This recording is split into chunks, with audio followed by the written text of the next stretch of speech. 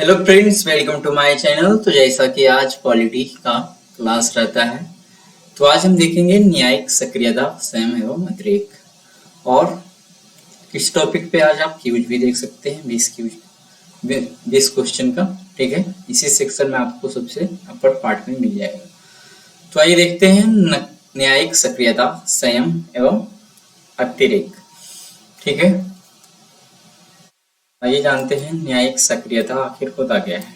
कर न्यायिक सक्रियता नागरिकों के अधिकारों की रक्षा में न्यायपालिका की सक्रिय भूमिका को दर्शाती है। न्यायिक सक्रियता का अभ्यास सबसे पहले संयुक्त राज्य अमेरिका में शुरू और विकसित हुआ। तो सबसे पहला क्वेश्चन तो यही आपका है कि न्यायिक सक्रियता का अभ्यास और शुरुआत कहाँ हुआ, तो संयुक्त राज्य अमेरिका।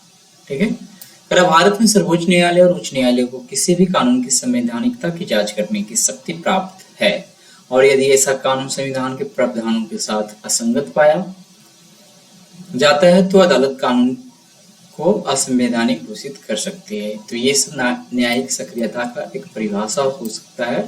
ठीक है, कि कोई भी कानून यदि लगे न्यायालय के नहीं, उचित नहीं है, संविधान के अनुसार नहीं है, तो वो उस पर एक्शन ले सकता है और उस कानून को असंवैधानिक घोषित कर सकता है। कर यह ध्यान दिया जाना चाहिए कि अधीनस्थ न्यायालय के पास कानून की संवैधानिकता की समीक्षा करने की शक्ति नहीं है। तो ये न्यायिक सक्रियता की बात जो हो रहा है, ये करेगा कौन? सर्वोच्च न्यायालय और उच्च न्यायालय।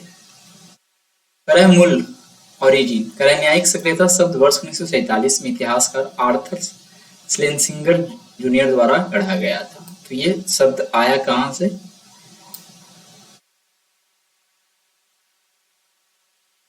इस इतिहासकार से। पर भारत में न्यायिक सक्रियता की नींव न्यायमूर्ति बी.आर. कृष्णा अय्यर, न्यायमूर्ति पी.एन. भगवती और न्यायमूर्ति ओ. चिन्नप्पा रेड्डी और न्यायमूर्ति डी.ए. देसाई ने रखी थी। आगे है आलोचना। कर न्यायिक सक्रियता ने संसद और सर्वोच्च न्यायालय के बीच सर्वोच्चता के संबंध में विवाद को जन्म दिया है। तो बोल रहा है न्यायिक सक्रियता ने संसद और सर्वोच्च न्यायालय के बीच सर्वोच्चता के संबंध में विवाद को जन्म दे दिया है। कर यह शक्तिकरण की पृथक्करण, नियंत्रण और संतुलन के नाजुक सिद्धांत को बिगाड़ सकता है, ऐसा आलोचना होता है। न्यायिक संयम। कर न्यायिक संयम न्यायिक सक्रियता का विपरीत शब्द है। न्यायिक संयम न्यायिक व्याख्या का एक सिद्धांत है जो न्यायाधीशों को अपनी शक्ति का प्रयोग को सीमित करने के लिए प्रोत्साहित करता है। कर संक्षेप में न्यायालय को कानून की व्याख्या करनी चाहिए और नीति निर्माण में हस्तक्षेप नहीं करनी चाहिए। कर न्यायाधीशों को हमेशा निम्नलिखित के आधार पर मामलों का निर्णय करने का प्रयास इसका ध्यान रखना चाहिए। मिसाली उदाहरण, एक जैसे मामलों में पिछले फैसले कैसे आए थे। सही, साथ ही अदालत को नीति निर्धारण दूसरों पर छोड़ देना चाहिए। यहाँ अदालतें अपने निर्णयों के साथ नई नीतियां निर्धारित करने से खुद रोक देती है। तो ये हुआ कुछ न्यायिक संयम की बात। आगे देखेंगे।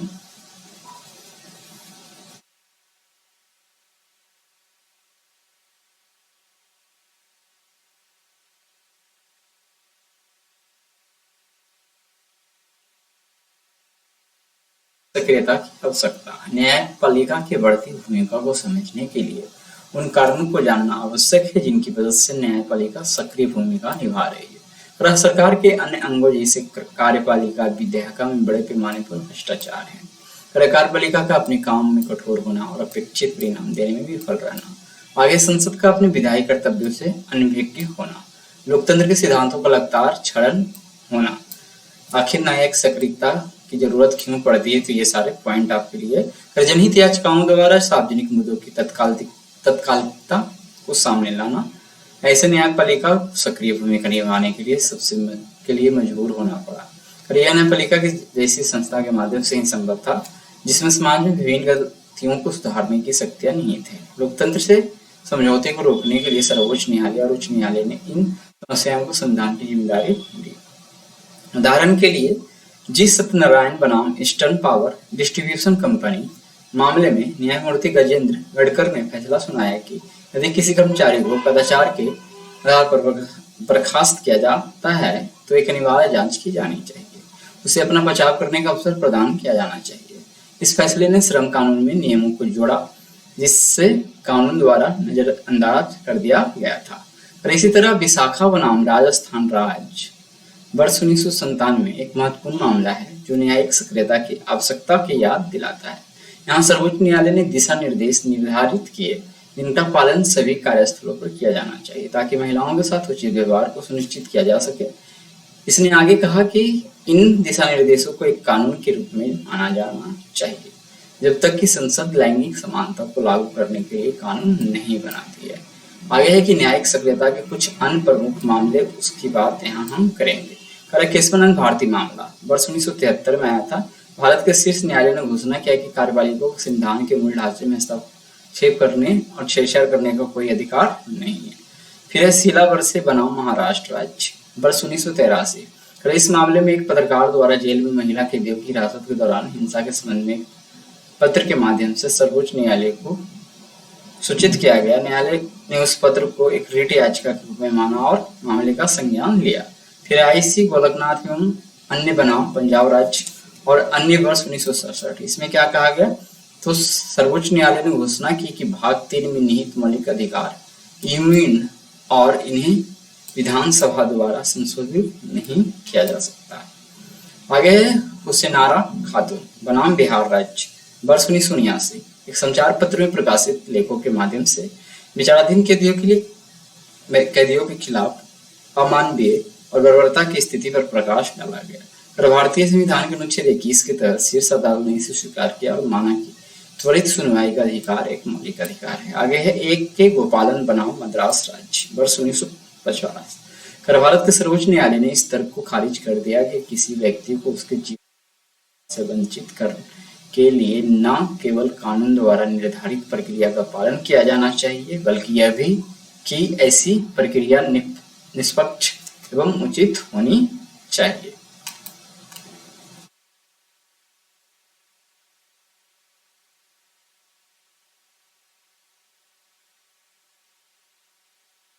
आइए देखते हैं न्यायिक संयम टॉपिक है।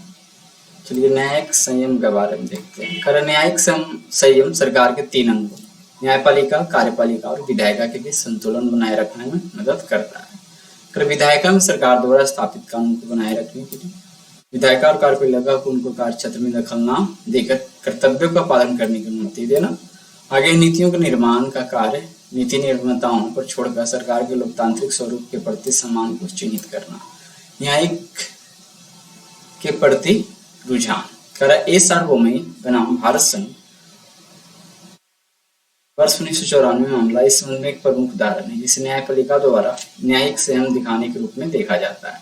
फैसले में कहा गया है कि कुछ मामले में न्यायिक समीक्षा संभव नहीं है क्योंकि मामला राजनीतिक होता है। अदालत के अनुसार अनुच्छेद 356 की सख्ती एक राजनीतिक प्रश्न है। इस प्रकार न्यायिक समीक्षा से इनकार कर दिया। न्यायालय ने कहा कि अगर राजनीतिक मामलों पर न्यायपालिका के मानदंड लागू होते हैं तो यह राजनीतिक क्षेत्रों में हस्तक्षेप होगा और न्यायालय ऐसा करने से बचेगा। इसी प्रकार अलमित्र एच पटेल बनाम भारत संघ मामले में सर्वोच्च न्यायालय ने दिल्ली की सफाई की जिम्मेदारी सौंपने के मुद्दे पर नगर निगम को निर्देश देने से इनकार कर दिया और कहा कि वह केवल अधिकारियों को कानून के अनुसार सौंपे गए कर्तव्य को पूरा करने सकता है। आगे ही न्यायिक अतिरेक जुडिशियल ओवररीच विधायी और कार्यकारी लापरवाही या क्षमता का प्रभाव न्यायिक अतिरेक है। क्या बोल रहा है, विधायी और कार्यकारी लापरवाही या क्षमता का प्रत्यक्ष प्रभाव ही न्यायिक अतिरेक है, यानी कि इंटरफेयर करना पड़ता है इसको। कमजोर और अविवेकपूर्ण परिणाम न केवल कानून बनाने में बल्कि उनके आवेदन में भी। आगे की भारतीय न्यायपालिका की कई कानूनी विद्वानों, वकीलों और स्वयं न्यायाधीशों द्वारा अत्यधिक सक्रिय भूमिका निभाने और अतिरेक के लिए आलोचना की गई। आगे है न्यायिक अतिरेक का प्रभाव, ये देखते हैं।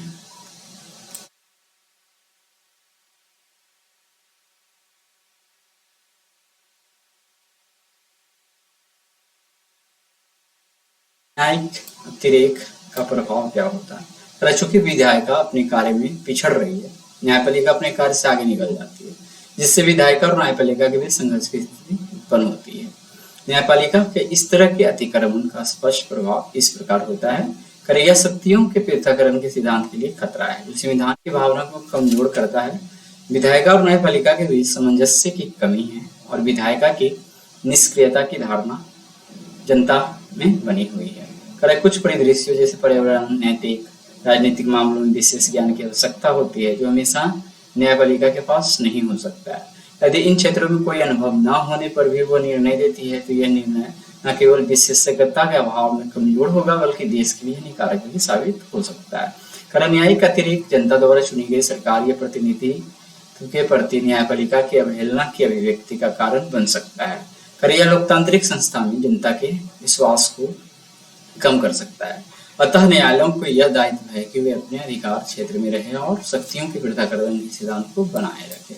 करा है सर्वोच्च न्यायालय ने स्वयं वर्ष 2007 में अन्य अदालतों को न्यायिक संयम बरतने की याद दिलाई है। इसमें कहा गया है कि न्यायाधीशों को अपनी सीमाएं पता होनी चाहिए और सरकार को चलाने की कोशिश नहीं करनी चाहिए।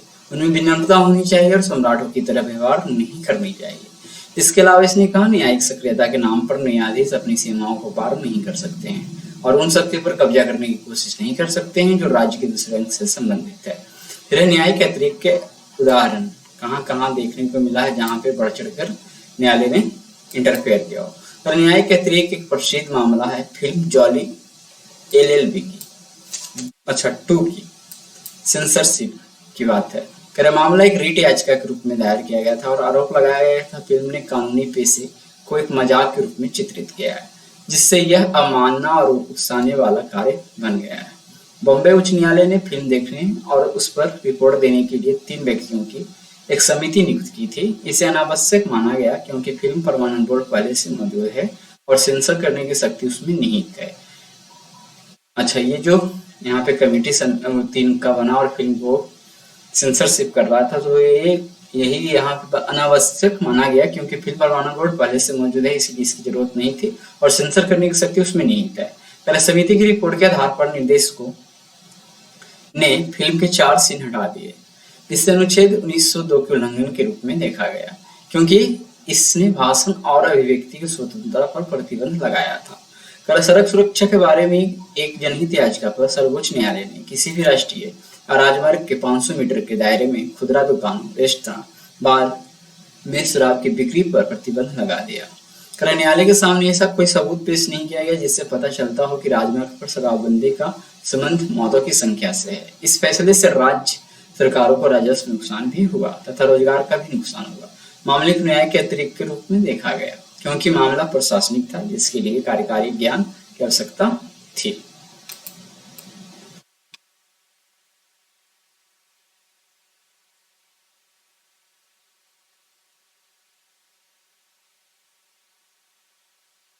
थोड़ा और है कर यह कैसे प्रकट होती है।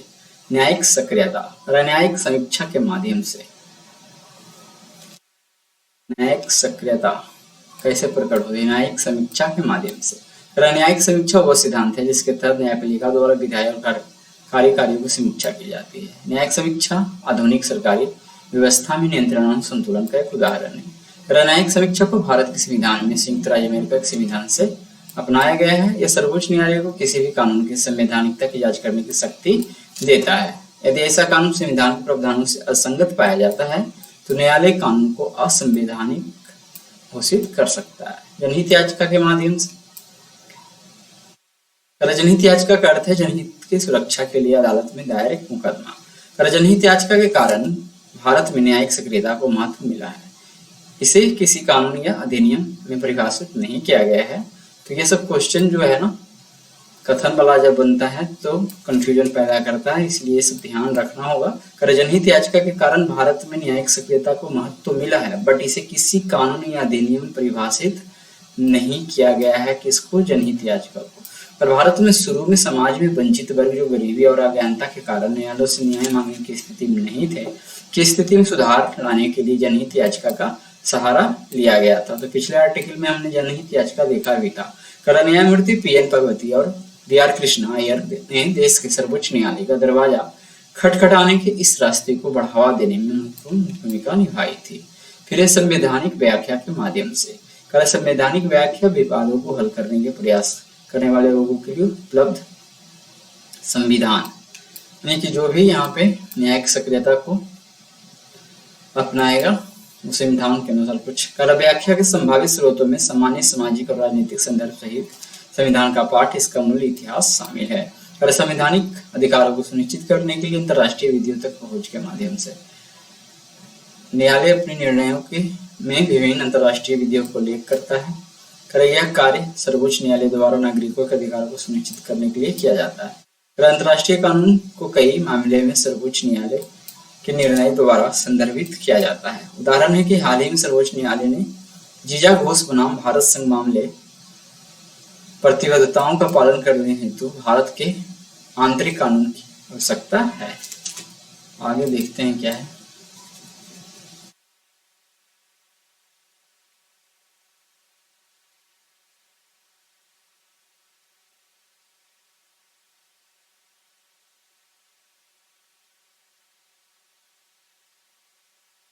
चलिए देखते हैं न्यायिक संयम। कई संविधान लिखने वाले के मूल इरादे का जिक्र करते हुए न्यायाधीश संविधान के लेखकों की मूल मंशा को देखते हैं।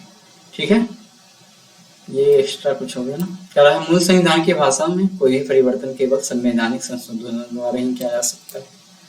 तो ये सब कुछ पॉइंट है। अच्छा, न्यायिक संयम में एक अंक न्यायाधीश भी हो सकता है। मिसाल उदाहरण के जरिए कुछ है। मिसाल का मतलब पिछले मामले में दिए गए फैसलों से है। तो ये सब तो हमने ऊपर भी देखा था। ठीक है, रणनीतियों को तय करने के लिए विधायिका और कार्यपालिका को छोड़कर न्यायिक संयम का अभ्यास तब किया जाता है जब न्यायालय नीति निर्धारण को छोड़ देता है। आगे न्यायालय आमतौर पर संसद या किसी अन्य संवैधानिक न्याय काय द्वारा संविधान की व्याख्याओं का लेख करता है।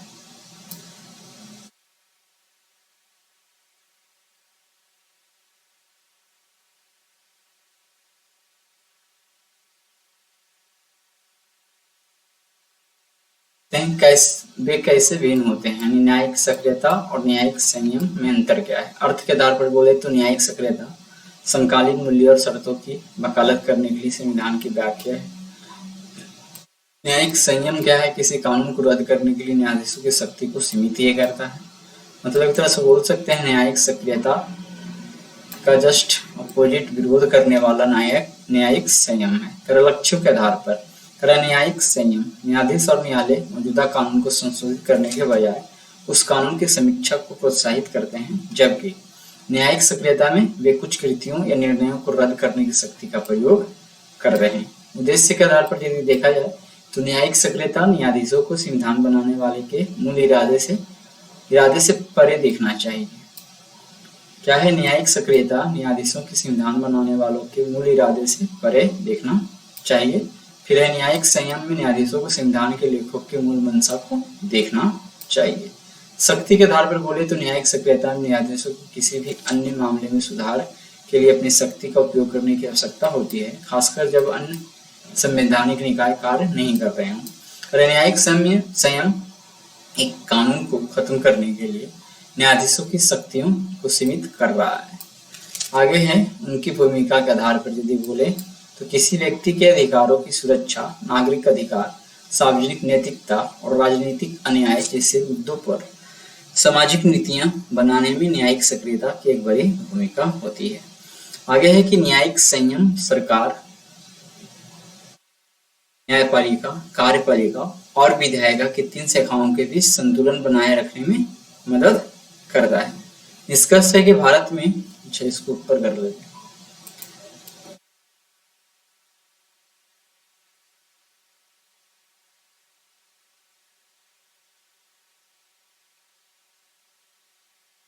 तो भारत में न्यायपालिका ने अपनी सक्रियता विशेष रूप से जनहित याचिका के माध्यम तो बोल रहा है भारत में न्यायपालिका ने अपनी सक्रियता विशेष रूप से जनहित याचिका के माध्यम से सक्रिय भूमिका निभाई है। इसने समाज के वंचित वर्गों के अधिकारों को बहाल किया है।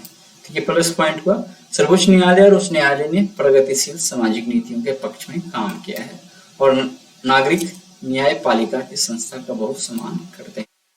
हालांकि लोकतंत्र में शक्तियों के पृथक्करण के सिद्धांत और सरकार के तीनों अंगों की वैधता को बनाए रखना महत्वपूर्ण है। यह तभी संभव हो सकता है जब कार्यपालिका और विधायिका चौकस और क्रियाशील हो। साथ ही न्यायपालिका उन गतिविधियों के क्षेत्र में कदम रखने से सावधान रहना चाहिए जो इससे संबंधित नहीं है। तो ये आज रहा न्यायिक सक्रियता, अतिरेक और उसका संयम। इस पे वेस्ट क्यूज आप देख सकते हैं, लेकिन आज के वीडियो में इतना ही रहने देते हैं। आपको इसके ऊपर वाले पृष्ठ में क्यूज यहाँ पे मिल जाएगा। ठीक है।